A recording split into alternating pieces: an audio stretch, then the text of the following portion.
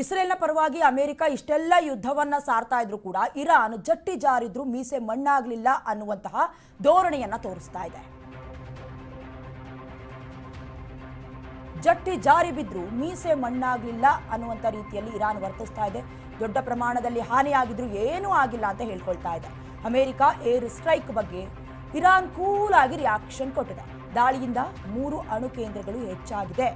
ತಾಪಮಾನ ಹೆಚ್ಚಾಗಿದ್ರೂ ಕೂಡ ಪರಮಾಣು ವಿಕಿರಣ ಸೋರಿಕೆ ಆಗಿಲ್ಲ ಅಂತ ಇರಾನ್ ಹೇಳ್ಕೊಂಡಿದೆ. ಅಮೆರಿಕ ದಾಳಿಯಿಂದ ನಾವು ಕುಗ್ಗೋದಿಲ್ಲ, ಬಗ್ಗಲ್ಲ ಅಂತ ವಾರ್ನಿಂಗ್ ಅನ್ನ ಕೂಡ ರವಾನಿಸಿದೆ. ಈಗಾಗಲೇ ಮೊನ್ನೆ ತಡರಾತ್ರಿ 3 ನ್ಯೂಕ್ಲಿಯರ್ ಪ್ಲಾಂಟ್ಗಳನ್ನು ಗುರಿಯಾಗಿಸಿಕೊಂಡು ಇಸ್ರೇಲ್ನ ಪರವಾಗಿ ಅಮೆರಿಕ ಚಿಂದಿ ಉಡಾಯಿಸಬೇಕು ಅಂತ ಏರ್ ಸ್ಟ್ರೈಕ್ ಅನ್ನ ಅಥವಾ ಅಣು ಕೇಂದ್ರವನ್ನ ದಾಳಿ ಮಾಡ್ತು. ಆದರೆ ಈಗ ಜಟ್ಟಿ ಜಾರಿ ಬಿದ್ದರೂ ಕೂಡ ಮೀಸೆ ಮಣ್ಣಾಗಲಿಲ್ಲ ಅನ್ನುವಂಥ ರೀತಿಯಲ್ಲಿ ಅಮೆರಿಕ ರಿಯಾಕ್ಟ್ ಮಾಡ್ತಾ ಇದೆ. ಅದರಲ್ಲೂ ನಿನ್ನೆ ಕೂಡ ಖಚಿತಪಡಿಸಿತ್ತು ಅಮೆರಿಕ ಏರ್ ಸ್ಟ್ರೈಕ್ ಮಾಡಿರೋದ್ರ ಬಗ್ಗೆ. ಆದರೂ ಕೂಡ ಕೂಲಾಗೆ ರಿಯಾಕ್ಟ್ ಮಾಡಿತ್ತು. ಇಲ್ಲಿವರೆಗೂ ಕೂಡ ನಾವು ಪ್ರತಿದಾಳಿ ಮಾಡ್ತೀವಿ ಅಂತ ಎಲ್ಲೂ ಕೂಡ ಹೇಳ್ಕೊಂಡಿರಲಿಲ್ಲ.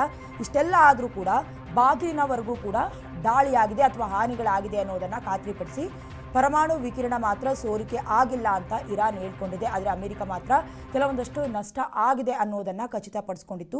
ಆದರೆ ಅಮೆರಿಕದ ದಾಳಿಯಿಂದ ನಾವು ಕುಗ್ಗೋದಿಲ್ಲ ಅಥವಾ ನಾವು ಬಗ್ಗೋದಿಲ್ಲ, ನಾವು ಯುದ್ಧ ಮಾಡೋದಕ್ಕೆ ಸಜ್ಜಾಗಿದ್ದೀವಿ ಅಂತ ಖಮೇನಿಯ ಮೂಲಕ ಸಂದೇಶ ಕೂಡ ರವಾನೆಯಾಗಿತ್ತು. ದೊಡ್ಡ ಪ್ರಮಾಣದಲ್ಲಿ ಹಾನಿಯಾಗಿದ್ರೂ ಕೂಡ ಏನು ಆಗಲೇ ಇಲ್ಲ ಅನ್ನುವಂಥ ರೀತಿಯಲ್ಲಿ ಈಗಾಗಲೇ ರಿಯಾಕ್ಟ್ ಮಾಡ್ತಾ ಇದೆ. ಅಂದರೆ ಇರಾನ್ ಕೂಡ ಏನು ಕೈಕಟ್ಟಿ ಕುಳಿತುಕೊಂಡಿಲ್ಲ. ಇಸ್ರೇಲ್ನ ರಾಜಧಾನಿ ಟೆಲ್ ಅವೀವ್ ಸೇರಿದಂತೆ ಕೆಲವೊಂದಷ್ಟು ನಗರಗಳು ಅಂದರೆ ಜೆರುಸಲಂ ಸೇರಿದಂತೆ ಹೈಫೆ ನಗರಗಳನ್ನು ಕೂಡ ಗುರಿಯಾಗಿಸಿಕೊಂಡು ದಾಳಿಯನ್ನು ಮಾಡ್ತಾ ಇದೆ. ಇದರ ಪರಿಣಾಮವಾಗಿ ಈಗಾಗಲೇ 3 ನ್ಯೂಕ್ಲಿಯರ್ ಪ್ಲಾಂಟ್ಗಳನ್ನು ಗುರಿಯಾಗಿಸಿಕೊಂಡು ಅಮೆರಿಕ ದಾಳಿಯನ್ನು ನಡೆಸಿದ್ರು, ವಿಕಿರಣ ಸೋರಿಕೆ ಆಗಿಲ್ಲ ಅಂತ ಇರಾನ್ ವಾದಿಸ್ಕೊಳ್ತಾ ಇದೆ. ಮುಂದೆ ಏನಾಗುತ್ತೆ, ನಿಜಕ್ಕೂ ಕೂಡ ಏನು ಹಾನಿ ಆಗಿಲ್ವಾ ಅಥವಾ ಹಾನಿ ಆಗಿದ್ರೂ ಕೂಡ ತಮ್ಮ ದೌರ್ಬಲ್ಯತೆಯನ್ನು ಅಮೆರಿಕ ಆಗಿ ಇಸ್ರೇಲ್ನ ಮುಂದೆ ತೋರಿಸ್ಕೊಳ್ಳೋದಕ್ಕೆ ಇರಾನ್ಗೆ ಇಷ್ಟ ಇಲ್ವಾ, ಏನು ಕತೆ ಮುಂದಿನ ದಿನಗಳಲ್ಲಿ ಗೊತ್ತಾಗುತ್ತೆ. ಆದರೆ ಅಪಾರ ಪ್ರಮಾಣದಲ್ಲಿ ಹಾನಿ ಆಗ್ತಾ ಇರೋದು, ನಷ್ಟ ಅನುಭವಿಸ್ತಾ ಇರೋದು ಮಾತ್ರ ಅಕ್ಷರಶಃ ನಿಜ.